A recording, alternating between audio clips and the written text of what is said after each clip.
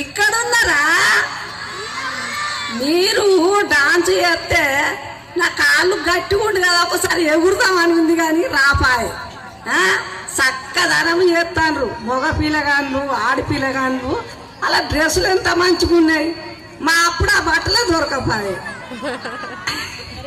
మరి అయితే అనే కానీ చదువు మంచిగా చదువుకుంటుండ్రా? మరి వివేకానంద స్కూల్లో సార్లు మంచిగా చెప్తాన్రా? సార్లు చెప్పిన ఇంటే చదువు బాగా వస్తుంది. మీ అమ్మ నాన్నలు సైతం సంబరపడతారు.